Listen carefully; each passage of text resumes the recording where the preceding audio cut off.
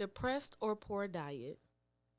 Hello, and welcome to another episode of Hey Cousins, hosted by Peaches from Peace, Love, and Light. Believe in yourself and all that you are. Know that there is something inside you that is greater than any obstacle. If you or someone you know has talked about or contemplated suicide, please call 988 and get help today. It's a well known fact that a poor diet is associated with poor physical health.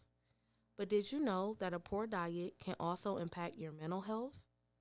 According to an article published by Harvard Medical School this year, 95% of the body's serotonin, the hormone responsible for governing sleep, appetite, mood, and pain, is produced in the GI tract.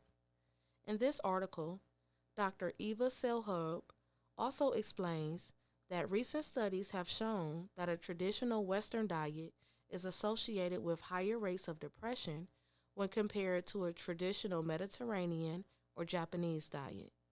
So, what does all of this mean? If you are experiencing mental fog, anxiety, or depression, your diet may be a contributing factor. The old saying, "You are what you eat," is true. Fruits, vegetables, grains, and legumes contain most, if not all, of the nutrients that humans need for survival.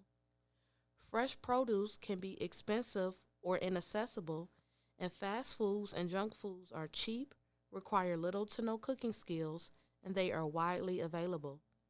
This may make fast food, junk foods, and processed foods seem like the better option, but at what cost? Sluggishness, depression, weight gain, insomnia, and mental fog are just a few of the side effects of eating a junk food diet. However, according to TitleMax.com, last year, the top fast food chains in the U.S. grossed over $100 billion. Even though fast foods are convenient and accessible, they will never be superior to fresh produce. When you experience physical, mental, or spiritual illness or imbalance, reflecting or meditating on your diet and your relationship with the foods that you eat could be beneficial. Meditation is the seventh of the 8 limbs of yoga. With regular practice, this exercise helps to quiet the mind. Meditation is usually practiced in a quiet and calm setting. You could meditate for as little as 5 minutes or for an hour. When we are ill or experiencing a poor state of health, our bodies set off different alarms to alert us of the dangers ahead. Inflammation can be a sign of consuming too much sodium. Dryness is a sign of dehydration, and insomnia can be brought on by caffeine. Quieting the mind gives you a chance to listen to your gut instincts. Meditation requires a deep state of concentration, and there are many different ways to practice clearing your thoughts.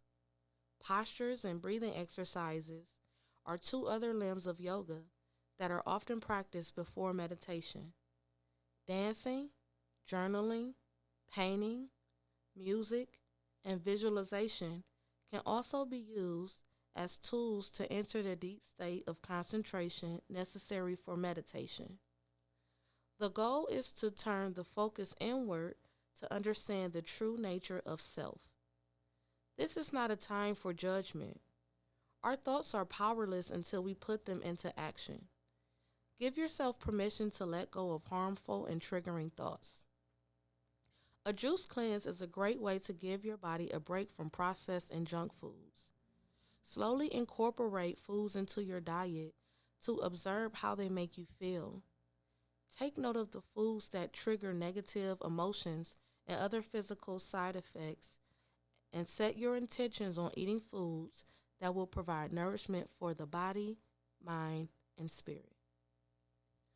Thank you for tuning in to another episode of Hey Cousins, hosted by Peaches from Peace, Love, and Light.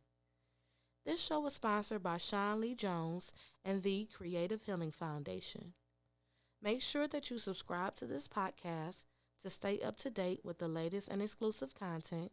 And if you would like to continue this conversation, leave your thoughts, questions, and concerns in the comment section.